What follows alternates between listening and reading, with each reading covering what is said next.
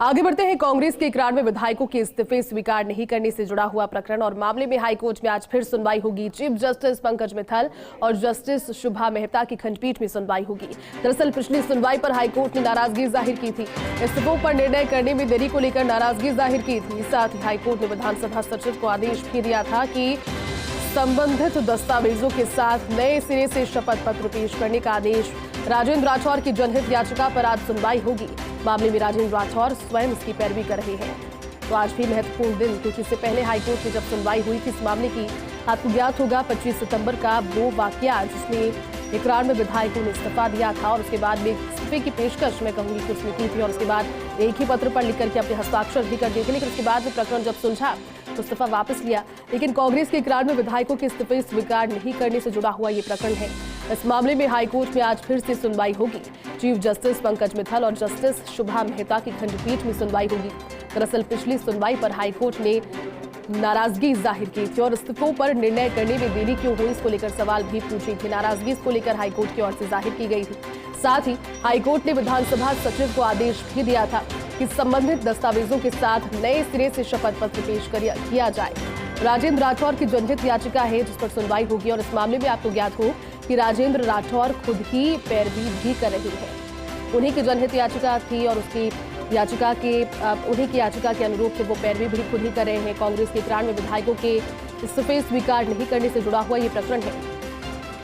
मामले में हाईकोर्ट में आज सुनवाई होगी। चीफ जस्टिस पंकज मित्तल और जस्टिस शुभा मेहता की खंडपीठ में सुनवाई होगी। पिछली सुनवाई पर हाईकोर्ट ने नाराजगी जाहिर की थी। इस्तीफों पर निर्णय करने में देरी को लेकर नाराजगी जाहिर हुई थी और आपको ज्ञात होगा कि 25 सितंबर को राजस्थान में जो वाकया हुआ था, उस समय सभी विधायकों की ओर से और ये कांग्रेस के विधायकों की ओर से जब पेशकश की गई थी कि इस्तीफा हमारा ले लिया जाए, लेकिन उस समय क्योंकि राष्ट्रीय अध्यक्ष को लेकर के नाम सीएम अशोक गहलोत का सुझाया गया था, सामने आया था, वो वहां पर उस समय मौजूद नहीं थे। लेकिन फिर सभी एक नियत स्थान पर जुटे। उसके बाद भी फिर उन्होंने इस्तीफे की पेशकश की थी। उसके बाद में कहीं ना कहीं अनुशासनात्मक ये कहा जा रहा था कि 3 मंत्री और जो विधायक थे उन पर कार्रवाई भी होगी, लेकिन उसमें फिर देरी की वजह से जनहित याचिका लगाई गई और राजेंद्र राठौर की जनहित याचिका है। उपनेता प्रतिपक्ष राजेंद्र राठौर खुद ही इस मामले में पैरवी भी कर रहे हैं। चलिए पूरी जानकारी लेंगे। सहयोगी कमलकांत जुड़ चुके हैं। कमलकांत, 25 सितंबर का वो वाकया जिसमें 91 विधायकों ने इस्तीफे की पेशकश की थी, लेकिन उसको स्वीकार नहीं करने से जुड़े प्रकरण पर आज हाईकोर्ट में सुनवाई है। क्या खास रह सकता है? पिछली सुनवाई में क्या रहा था और उसमें शुरुआत आज कहां से होगी? जी बिल्कुल जयती, बताना चाहूंगा कि कांग्रेस के 91 विधायकों के इस्तीफे स्वीकार नहीं करने से जुड़े मामले पे आज राजस्थान हाईकोर्ट में फिर से सुनवाई होगी। अभी जस्ट कुछ देर पहले ही उपनेता प्रतिपक्ष राजेंद्र राठौड़ राजस्थान हाईकोर्ट पहुंचे हैं। आज ये मामला 21 नंबर पर चीफ जस्टिस की कोर्ट में लिस्टेड है।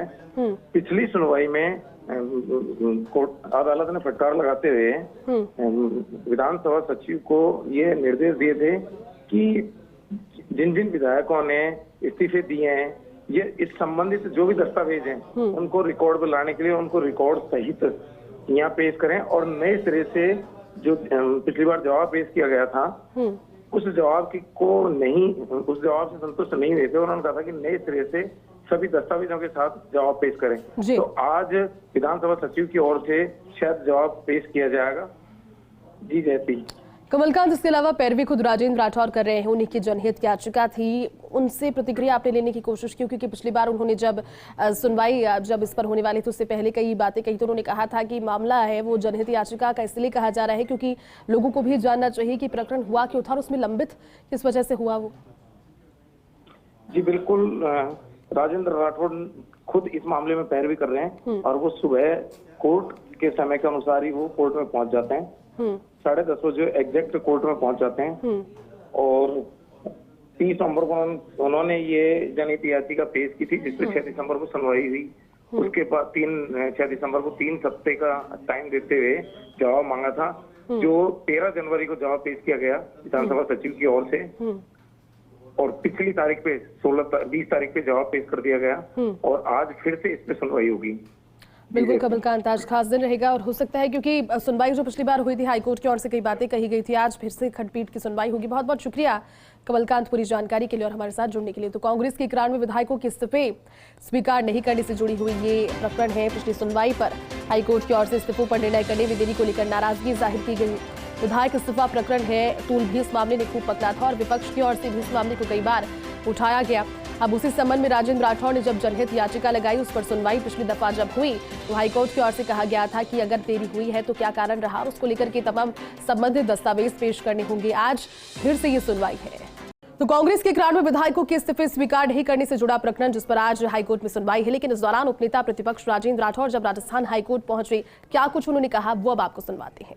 रिपोर्ट ये मंगवाया था कि त्याग पत्र कब दिए गए, किस तारीख को दिए गए, त्याग पत्र रिजेक्ट किए गए या त्याग पत्र विड्रॉ किए गए।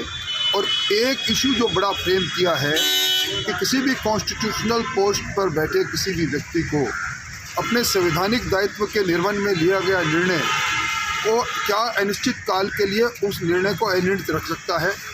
ये सारे मामले और सारी जानकारियाँ और मेरी मिसलेनियस एप्लीकेशन पर बिंदुवार जवाब, मेरी PIL पर बिंदुवार जवाब, इसके लिए आज ये मामला लिस्टेड हुआ है। अटॉर्नी जनरल इस मामले में सरकार और विधानसभा की तरफ से पैरवाई कर रहे हैं। एक बहुत बड़ा इशू ये है जो संविधान के आर्टिकल 190(3)B में भी है कि त्यागपत्र दिया जा सकता है, त्यागपत्र वापस नहीं लिया जा सकता, पर त्यागपत्र कब स्वीकार किया जाए इसलिए दर्जनों सुप्रीम कोर्ट के दृष्टांत है। रीजनेबल टाइम क्या हो, इस पर सुप्रीम कोर्ट ने विधि पहले से निर्धारित कर रखी है। इन सब के बावजूद 110 दिन बाद ये कहना ये पूरे त्यागपत्र ननिष्ठ हो गए हैं, पूरे त्यागपत्र अब सारीन हो गए हैं, मैं समझता हूँ ये मामला चूँकि खंडपीठ के सामने है, एक वैधानिक सवाल खड़ा हुआ है। पूरे देश के अंदर विधानसभा के नियम और प्रक्रियाओं के नियम विधानसभा संविधान के आर्टिकल तहत बनते हैं, परंतु उसमें कई प्रकार का प्रावधान नहीं। इन सब बातों पर न्यायालय को विनिश्चय करना है।